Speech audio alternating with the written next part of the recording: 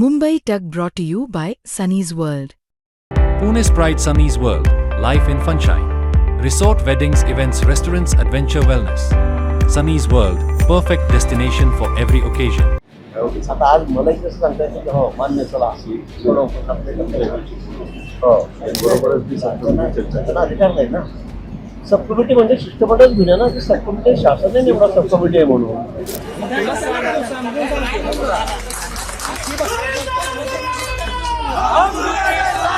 समाधानजी आवताडे व प्रशांत मालक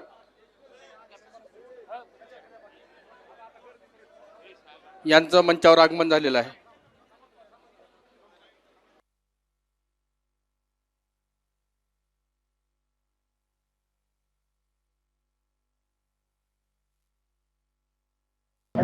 चर्चा करा. अजित नवले उत्तर शिंदे आहे चटप साहेब आहे हर्षवर्धन सप्ता आहे ते असतील तुम्ही नावं द्यायचं ना. तुम्ही नावं द्यायचं घेऊन देतो. हे मला इथं पॉझिटिव्ह काही सांगावं पॉझिटिव्ह आपल्याला हेच करावं लागेल. बाबा मी मुख्यमंत्री बोलायचं बघ ठेवतो त्यावर तरतुदीचं मोरे ठेवतो आणि त्याचा सकारात्मक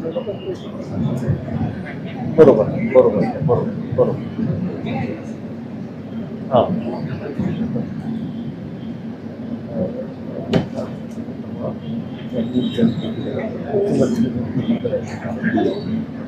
सढळ हाताने मदत कधी नव्हती इतक्या वर्षात तेवढी आम्ही या ठिकाणी केलेली आहे.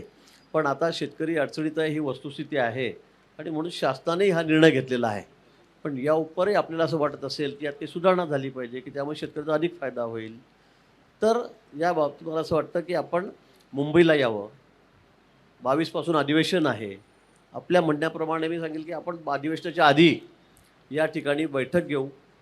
त्या जे CEO आहेत मित्राचे प्रवीण परदेशी त्यांना बोलवू. सेक्रेटरी सगळे त्यातले जे सदस्य आहेत मेंबर त्यांना आपण त्या ठिकाणी बोलवू. आपण त्याच्याशी चर्चा करू. आपली त्याची भूमिका समजून सांगा. CM साहेबांनी सांगितलं आहे मला 22 तारखेच्या आत या ठिकाणी आपण बैठक घेऊ आणि याच्यावर काय असेल जे योग्य असेल तो तोडगा निश्चित याच्यामध्ये काढू. उपोषणाला बसून अजून 5 दिवस बसले 7 दिवस बसले 8 दिवस बसले असा मार्ग निघणार नाही. तब्येतीला आपण जपलं पाहिजे कारण आपल्याला माहिती आहे उपोषण करून काय काय त्याचे परिणाम होतात ते मी भोगलेले आहे. त्यामुळे मलाही वाटतं की आता आपण फार जास्त वेळ या ठिकाणी न बसता आपण आज उपोषण सोडावं. आपल्यासमोरच मी या ठिकाणी चर्चाही केलेली आहे आणि त्यामुळे 22 तारखेच्या त्या संदर्भामध्ये आपण एक सविस्तर बैठक घेऊ आणि त्यामध्ये काय असेल तो योग्य निर्णय करू. आणि म्हणून माझी आपल्याला या निमित्ताने विनंती आहे की आपण आता उपोषण सोडावं. मग मला असं वाटतं की नक्कीच याच्यातून काहीतरी नाही म्हणजे आम्ही तिथं भांडणारच आहे की हे दोन्ही अटी तिथं काढल्याच गेल्या पाहिजे. आणि तुम्हाला माहिती आहे आम्ही भांडायला लागलो तर रस्त्यावर सुद्धा भांडतो आणि अधिवेशनामध्ये सुद्धा भांडतो. मग सरकारने हे जे प्रपोजल दिलेलं आहे आता 30 तारखेपर्यंत ते कर्जमाफी इम्प्लिमेंट करणार आहे म्हणजे ते लागू करणार आहेत कारवाई होणार आहे. त्यामुळे 30 जूनपर्यंत ते लागूच करणार असतील त्याच्या आधी ही बैठक होईल. त्यामुळे हे जे काही बदल आहेत आपलं 30 जूनच्या आधी तिथं आपल्याला बदल करता येतील आणि 22च्या आधीच आपली बैठक होणार आहे. त्यामुळे सरकारला आग्रह करतो की काही झालं तरी तुम्ही आमच्या मागण्या मान्य करा. शेतकऱ्याच्या वतीने आम्ही विनंती करतो आहे. आणि मी इथं असणाऱ्या सर्व शेतकऱ्यांना आणि आंदोलनकर्त्यांना विनंती करतो नाही तर मी त्यांना विचारतो की जर सरकार या बाबतीत मीटिंग घ्यायला तयार असेल आणि अजून थोडासा वेळ आपल्याकडे असेल तर मग आपण चर्चेला मुख्यमंत्री साहेबांकडे जायचं का. आणि जात असताना तुम्ही जर यादी बघितली असेल याच्यामध्ये आपण राजू शेट्टी साहेबांना सुद्धा विनंती करणार आहे. त्याच्यामध्ये आपण अजित नवले साहेबांना सुद्धा विनंती करणार आहे. शशिकांत शिंदे साहेब असतील हर्षवर्धन सपकाळ साहेब असतील शिवसेनेचे कुणीतरी नेते असतील आपण तापकीर साहेबांना सुद्धा तिथं तुपकर साहेबांना सुद्धा विनंती तिथं करणार आहोत. चटाप साहेबांना सुद्धा विनंती करणार आहोत. म्हणजे हे काही आपण फक्त एका पक्षाचे लोकांना घेऊन जात नाही. जे लोक इथं आले त्यांनी पाठिंबा दिला त्यांनासुद्धा आपण आणि जयंत पाटील शेकाप यांनासुद्धा आपण विनंती करणार आहोत. महादेव जानकर साहेब स्वतः इथं आले ते सुद्धा या कमिटीमध्ये असतील आमच्याबरोबर आणि साहेब नक्कीच ते मान्य करतील कारण शेतकरी नेते हे सगळे. आणि मग आम्ही जाऊन चर्चा करू आणि मग आपण अधिवेशनाच्या 1 दिवस 2 दिवस आधी जेव्हा केव्हा वेळ मुख्यमंत्री साहेब देतील चर्चा होईल. त्यामुळे हे सर्व शेतकरी नेते आणि त्यात आमच्यासारखा एक कार्यकर्तासुद्धा तिथं असेल. मग ती काय चर्चा होती, चर्चा झाल्या तुमच्यासमोर आम्ही मीडियाच्या समोर येऊन तिथं सांगू. चालेल का? चालणार आहे का?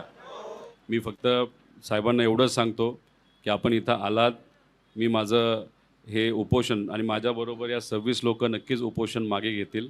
मी माझा हात आपल्या हातात देतो आणि फक्त विनंती एवढीच करतो, तुम्ही बिझी असाल, माझी आई, माझे वडील आणि तिथं आम्ही जेव्हा श्री नामदेव पायरीपाशी जाऊ तेव्हा देवाच्या समोर आधी नैवेद्य चढवतो आणि मग नंतर मी तिथं पेढा नाही तर काहीतरी खाऊन मी आणि आम्ही सगळेजण माझं उपोषण मागे घेतो.